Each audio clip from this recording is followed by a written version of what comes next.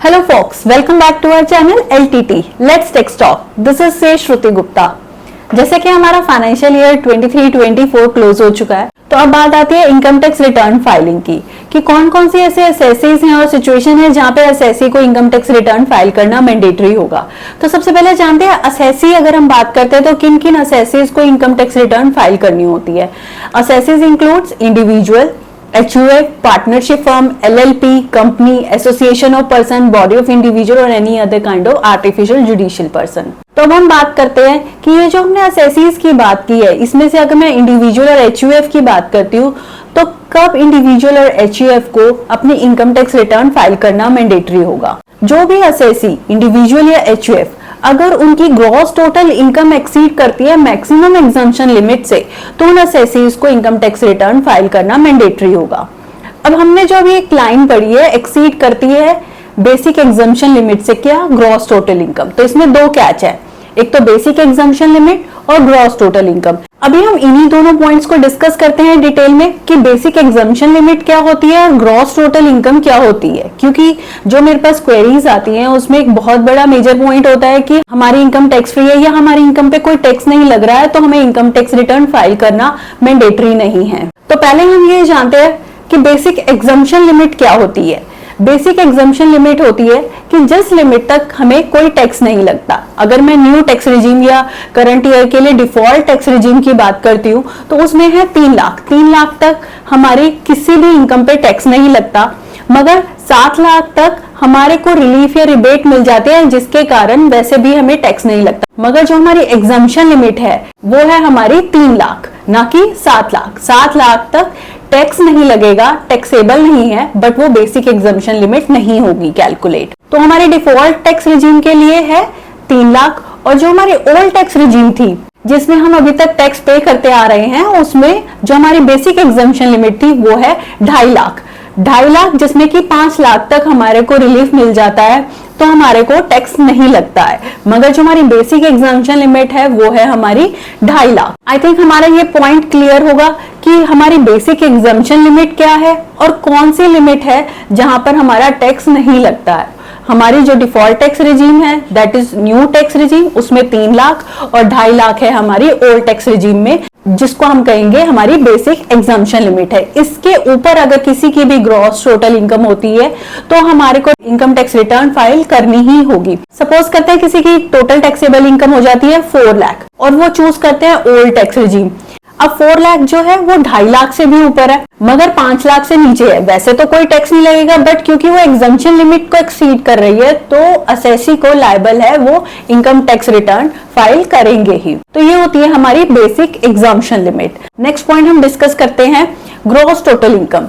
Gross total income हम कैसे calculate कर सकते हैं जिससे कि हमें ये पता चले कि हमारी income gross total income basic exemption limit से कम है या ज्यादा है। तो ग्रॉस टोटल इनकम को कैलकुलेट करने के लिए सबसे पहले तो हमारे जो 5 हेड्स ऑफ इनकम है, income from salary, income under the head house property, income from business and profession, capital gains income और इनकम फ्रॉम अदर सोर्सेज, ये पांचों हेड में से हमें जितनी भी इनकम हो रही है उसका टोटल करना होगा। उस इनकम में से हमारे को अगर कोई during the current year loss हो रहा है उसे सेट ऑफ करेंगे, या फिर हमने कोई पिछले सालों का ब्रॉड फॉरवर्ड लॉस किया है तो वो एडजस्ट करेंगे, set of and carry forward of losses. मतलब कि पांचों हेड की इनकम का टोटल माइनस एनी लॉस, जो हमारी इनकम आएगी that will be treated as gross total income. इसको एक एग्जांपल के थ्रू डिस्कस करते हैं। सपोज करते हैं एक एसएससी है, उसकी सैलरी इनकम है 2 lakh, income from house property है 1,50,000, capital gain during the year हुआ है 1 लाख और इनकम फ्रॉम अदर सोर्सेज है 50,000। तो टोटल इनकम हो गई, टोटल इनकम फ्रॉम 5 सोर्सेज हो गई हमारी 5 लाख।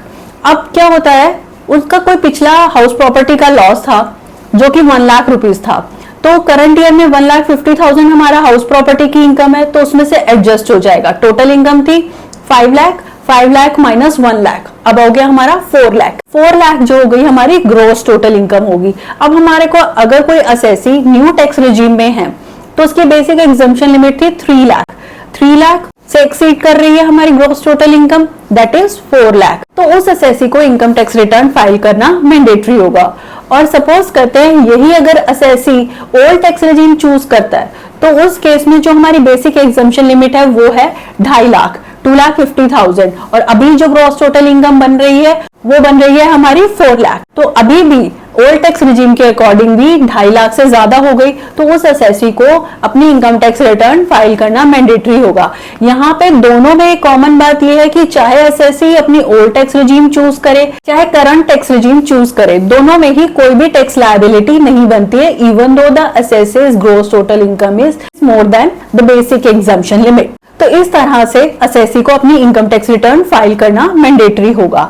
अब यहाँ पे एक पॉइंट हम और डिस्कस कर लेते हैं जो कि असेसीज के मन में आएगा, अभी मैंने इस एग्जाम्पल में नहीं लिया। सपोज करते हैं एक असेसी है, उसकी ओल्ड टैक्स रिजीम है, ने एटीसी की डिडक्शन भी लेनी है जो कि है 1 लाख। 4 लाख जो हमारी थी ग्रॉस टोटल इनकम थी, एटीसी की उसने डिडक्शन ले ली 1 लाख, तो अभी जो उसकी इनकम आ जाती है टैक्सेबल इनकम वो आ जाती है 3 lakh. 4 lakh minus 1 lakh equal to 3 lakh. Old tax regime में तो डिडक्शंस अवेलेबल है, न्यू टैक्स रेजिम में कोई डिडक्शन अवेलेबल नहीं है।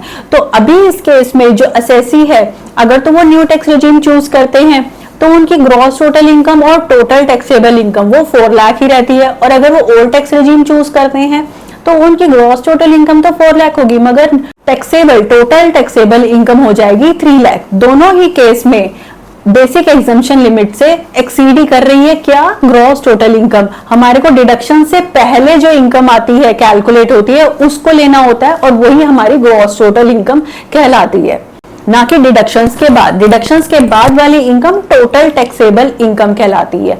तो दोनों ही केस में हमारी जो ग्रॉस टोटल इनकम है 4 लाख, दोनों ही केसेस में चाहे वो ओल्ड टैक्स रिजीम है चाहे वो डिफॉल्ट टैक्स रिजीम है for the financial year 23-24 exceed करती है बेसिक एग्जम्पशन लिमिट से।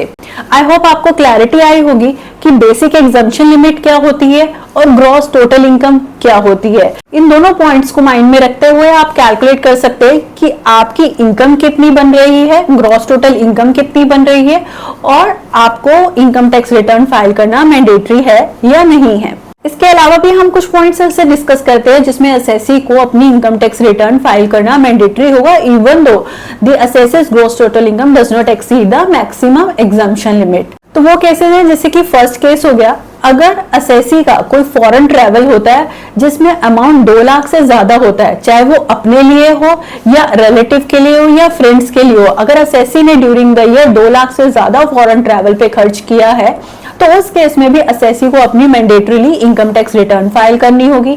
सेकंड पॉइंट है, अगर ड्यूरिंग द ईयर असेसी ने अपना इलेक्ट्रिसिटी बिल 1 लाख या उससे ज्यादा दिया है तो उस केस में भी असेसी को mandatorily income tax return file करनी होगी। थर्ड केस आता है, अगर असेसी का कोई करंट अकाउंट है या करंट अकाउंट्स है उसमें कैश डिपॉजिट हुआ है 10 लाख या उससे ज्यादा, तो उस केस में भी असेसी को अपनी इनकम टैक्स रिटर्न फाइल करनी होगी, चाहे उस असेसी की बेसिक एग्जम्पशन लिमिट से इनकम ज्यादा है या कम है वो मैटर नहीं करेगा। इन तीनों केसेस में असेसी को इनकम टैक्स रिटर्न फाइल करनी ही होगी।